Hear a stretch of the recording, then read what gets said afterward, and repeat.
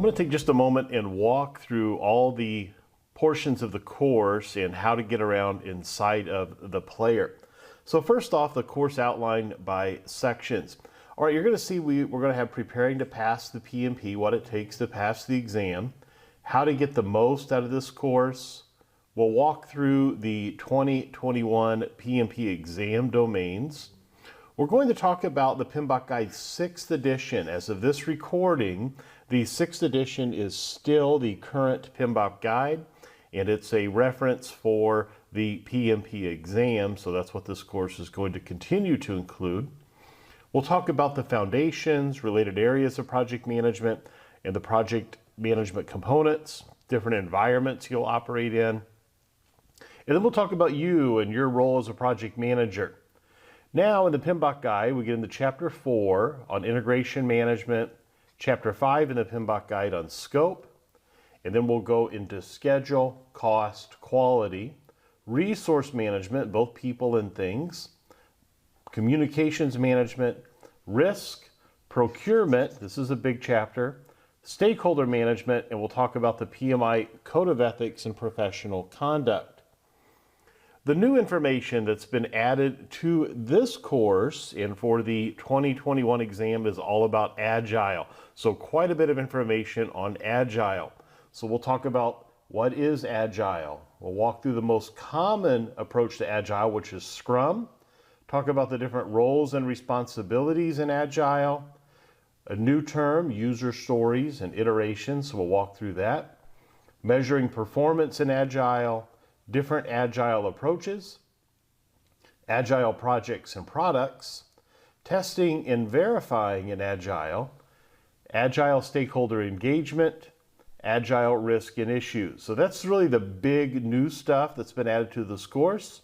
And then I'll give you a recap of everything in a blitz, a PMP blitz review, and then we'll wrap up the course. You have some final exam questions to answer, and then how to get your certificate of completion. That's all here in the last section, wrapping up the course. Next, let's take a little tour of the interface. Just make sure you know how to get around, how to find resources, how to speed up and slow down, and how to ask questions in the course. So I'm going to hop over to a section right now. So this is a course right now. This is what you've probably already seen. At the top is the how to pass the PMP. This is the name of the lecture we're watching. You can click play or your space bar. And here in the lower left-hand corner, you can also click play. This button lets you go back 5 seconds at a time. This one, you go forward 5 seconds at a time. Where it says 2x here is how you can speed up or slow down. I'll put it on 1x to start. If you're following along in the PMBOK Guide 6th edition, and let's mute that guy. We don't need to listen to him right now. We can change this all the way up to 2 times. So if you want to listen on high speed. management. We'll talk about the trends and emerging practices.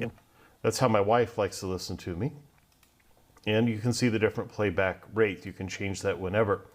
This little countdown will show you how much time we have left. And this is where you can add your own notes. You can take notes right in the course and save it so you can see. Also here you can click Q&A, and this will show you all the different questions that people have asked and where you can ask questions as well. You can search for questions, look for specific lectures, go by most recent. You can vote or upvote and see what other people have done, sort by recommended. And then you can also filter out questions. So it gives you a lot of tools there to help you find questions you might have. You can see there's a ton of questions that have happened in this course over the past several years. Notes is where you'll find your notes that we just looked at. And then announcements. I'll periodically make announcements here. So this is one that I did recently. Announcements about the course or that I've made in the past. So real handy to go to. In the upper right-hand corner, it ranks your progress, tells you how many you've done and how many you have to go to get your Udemy certificate, not the certificate from instructing.com. That's the next to last lecture.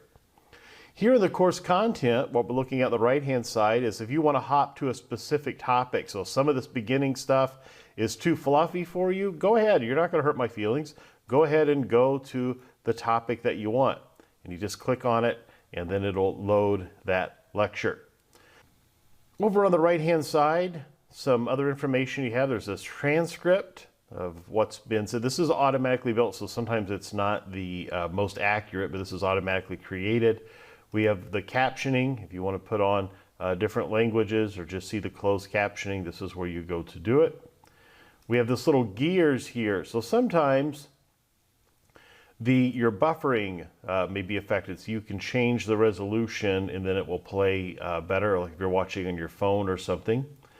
There are some keyboard shortcuts here if you're into those on how to navigate. And then also here is where you can report technical issues, or if someone has an inappropriate comment, we filter those out pretty quickly, but you know there are those types of people in the world. You can report abuse. If you want to make it a full screen, there you go. So you can watch in full screen, and then we can hit escape to get out of that. And then also here we can expand, so it's not quite the full screen. You still get these different chunks here at the bottom. And then we can take that back to our default view.